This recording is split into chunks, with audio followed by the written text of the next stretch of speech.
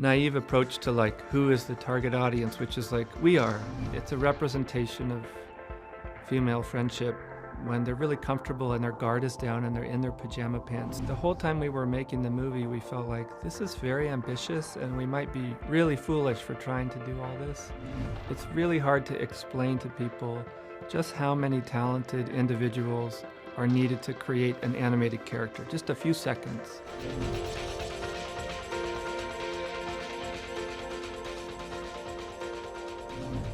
Hi, this is Pooja from the Indian Express. So many congratulations. Were you expecting that the phenomenon this has turned out to be?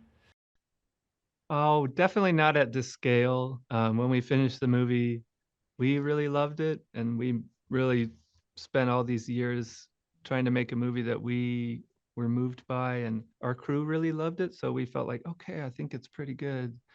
But obviously, we never imagined that it would circle the globe in this way. And circle the globe and how, it's cross generation. And I was just, before, we met, I was just going through some news flashes. It said, will Soda Pop by the Saja Boys replace Golden by HUNTR X on Billboard? I was like, am I in the K-pop Demon Hunters universe or am I Yeah, outside? yeah. I mean, it's just crazy. And the way, their parents and the kids, everyone watching it, did you actually think it would turn out to be this wholesome family entertainer? You know, I think we have a pretty naive approach to like who is the target audience, which is like we are.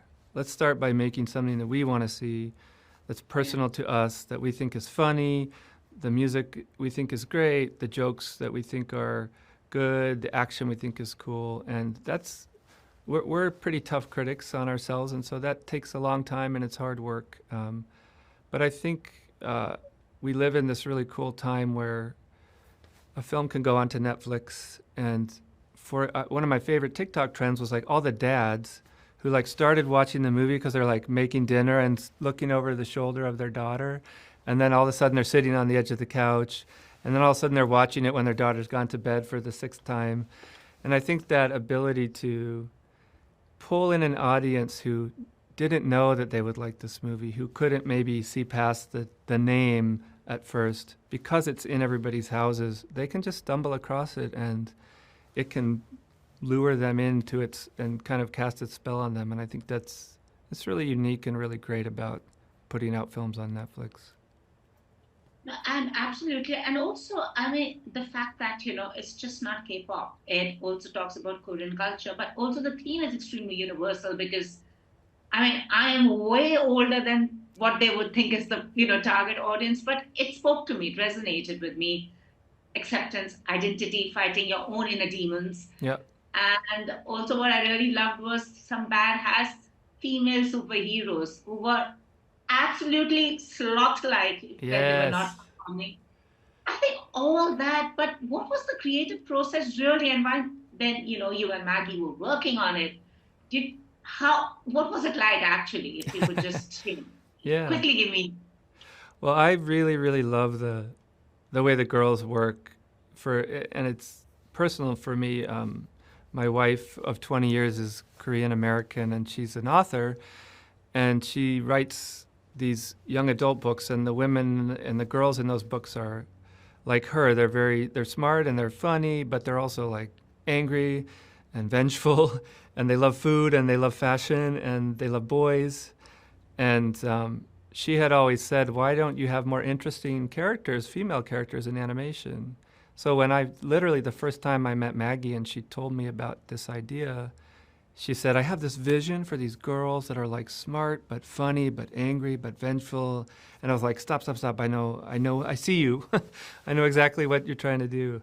So I think there's just it's just so overdue in animation to see those kind of female characters. And I think it's actually really something that takes both a female director and female animators, and you need women throughout the process that can own those moments and make them authentic. And I found it really eye-opening sometimes that a scene where like the girls, they go and they sit on the couch and Rumi shows up and they're all kind of being goofy together. A scene like that is as important to the movie as some big dramatic moment, because it's a representation of female friendship when they're really comfortable and their guard is down and they're in their pajama pants. And that can be as precious and a special a thing to protect and fight for in a movie as anything else. And I think it was a testament to the idea and to all the people on the film who kind of connected to that idea that we could make those type of characters. Yeah. Yeah, that's what I like, the galmans, if there is a word we can coin. Instead of romance, we have the galmans happening here. Yeah. And also the fact that, what do you make of the buzz that they say a probable Oscar nod coming your way for the music and for the film? It's always wonderful to hear that stuff. I think we definitely, the whole time we were making the movie, we felt like this is very ambitious and we might be really foolish for trying to do all this. And it was really hard the whole time to juggle all those elements and to balance all of it nicely. And it's been nice in the last few months to hear from colleagues and people who work in film and in our industry to be acknowledging. They're like, that thing you did, that seemed like that was really hard. And we're like, oh, dude, it was so hard. So it's like as much as anything, it feels good to know that somebody has seen the heavy lifting you're doing. You don't really want the audience to think about that. You want it to feel invisible to an audience, but it's always great to get that recognition from your peers. But Chris, was there any moment during, I mean, Maggie said this was 7 years in the making, and I mean, all this takes time because I know animation is tough.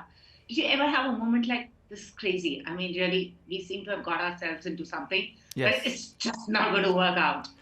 Yes, every few months we'd have a moment like that, yeah. I think the most memorable one, actually, the freshest one, is in the very end of the movie. You have this, we had worked so hard to write this beautiful song, the girl's final song, What It Sounds Like. And late in the game, we realized that we needed a bigger action from Jinu, a real sacrifice from him. He'd lived a very selfish life, and to really earn his redemption, he needed to sacrifice something and be selfless. And so we realized that we wanted this moment, but we had to literally stop the song, break into this dramatic moment, and then launch back into a pop song, which is, I honestly thought it might be impossible. And what that involved eventually was taking, actually, they're called stems in music. You have all of these layers of the song.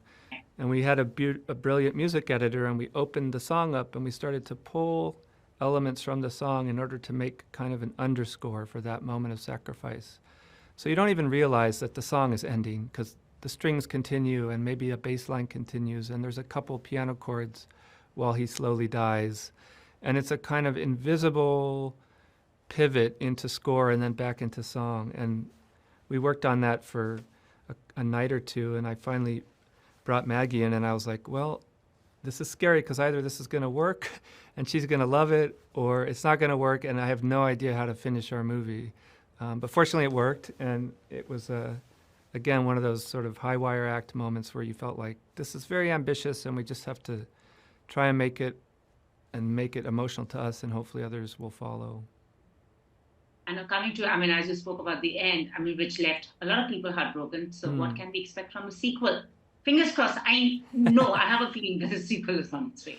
Yeah, there's nothing official, so nothing we can officially say, but obviously we're just enjoying right now the feedback from the fans and soaking up all of the way the movie has meant something to them. And obviously we built these characters in this universe, and we have a million more chapters in our heads, but we'll just have to wait and see for now, yeah. Waiting to watch it also. And also recently, you know, with AI, now you have an AI actor.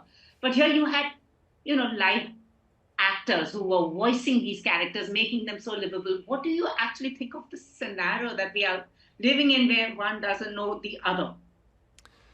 Yeah, it's quite uncanny, and I think as a person who directs animation, it's really hard to explain to people just how many talented individuals are needed to create an animated character. Just a few seconds.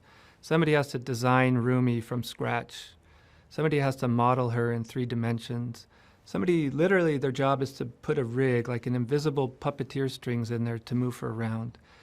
Then some human being goes in their living room and shoots a reference video of how they want to act the scene out, and then we animate it, and then we light it, and this is this tapestry of really talented people, and all those skills take decades, and there's a human touch in all of them, and it's the character is born from the inside out, and I think it's really important to protect that because that's what art is. So thank you so much, and once again, many congratulations. Thank you.